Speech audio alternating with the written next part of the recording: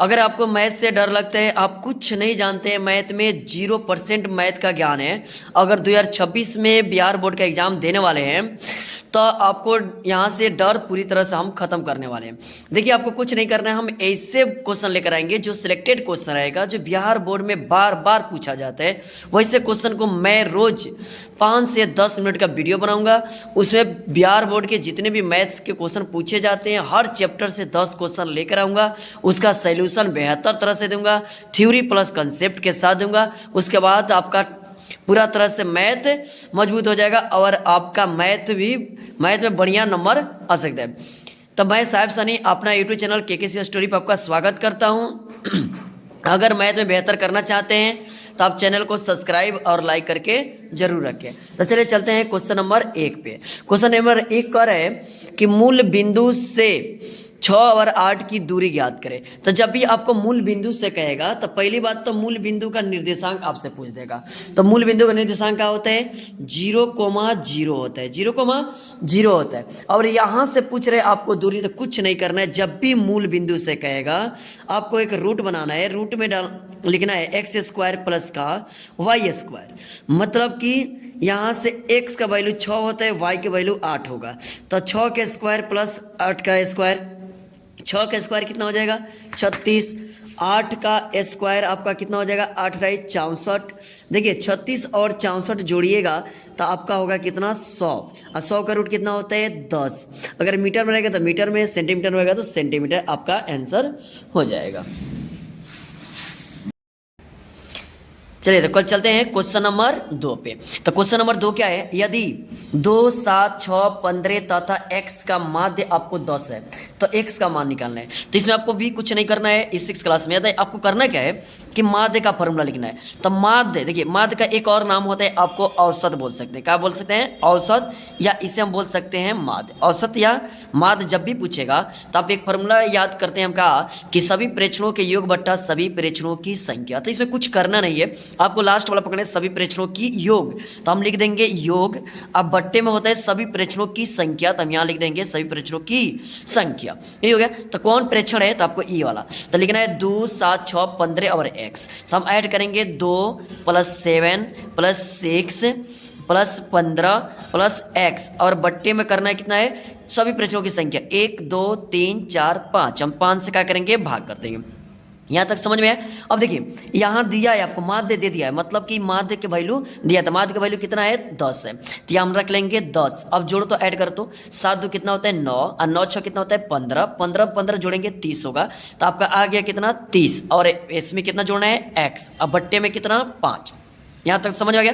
इसके नीचे क्या होता है? 1 होता है। हम क्रॉस मल्टीप्लाइकेशन कर देंगे, तिरछा तिरछी गुना।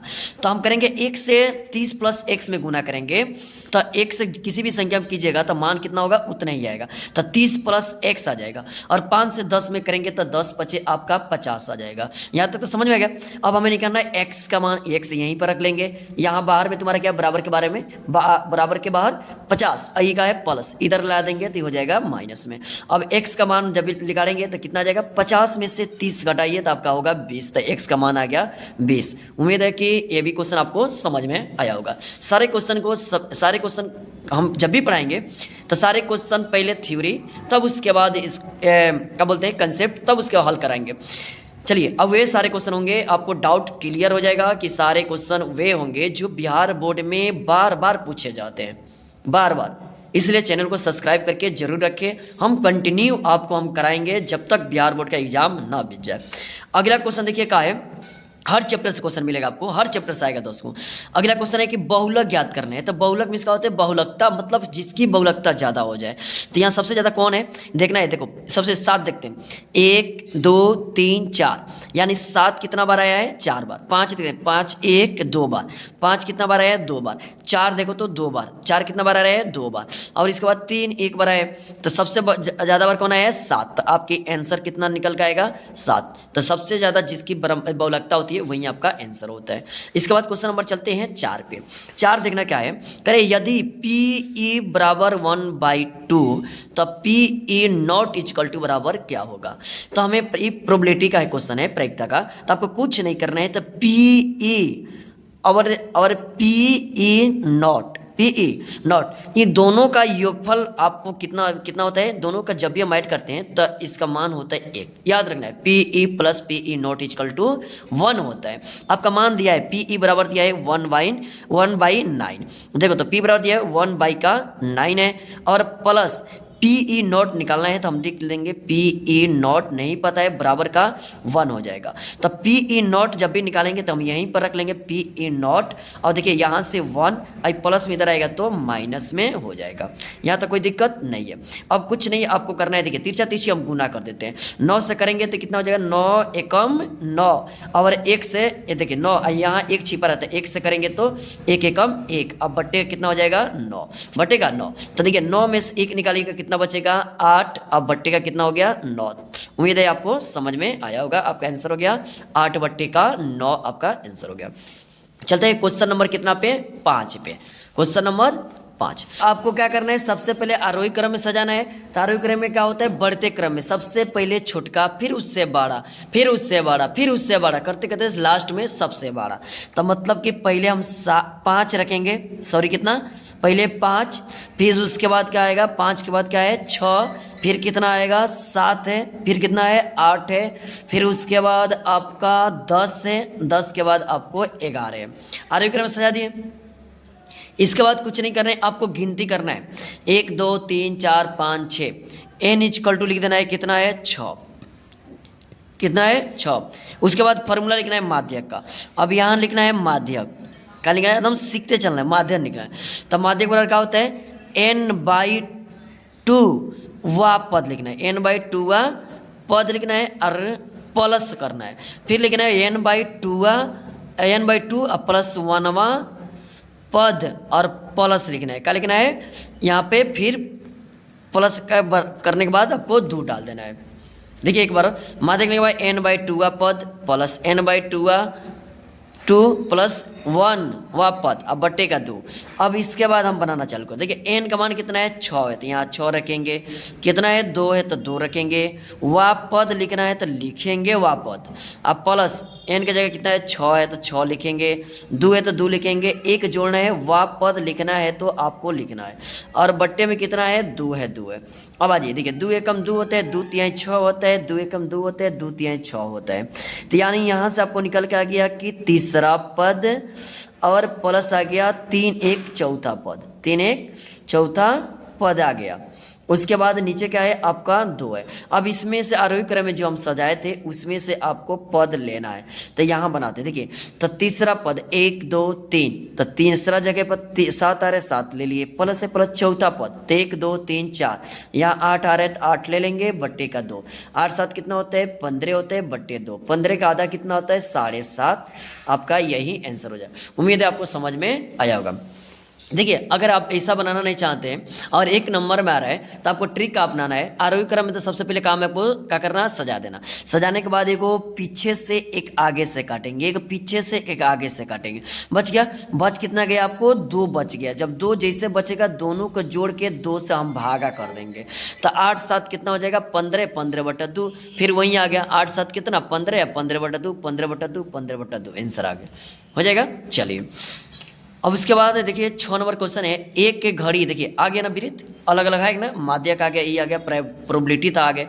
एक घड़ी की मिनट की सुई 14 सेंटीमीटर लंबी है, इसके द्वारा 15 मिनट में रची क्षेत्रफल ज्ञात करना है। तो देखिए जब भी सुई का लंबाई देगा तो इसका मतलब ही त्रिज्या होगा। तो त्रिज्या आपका कितना सेंटीमीटर 14 सेंटीमीटर लेना है।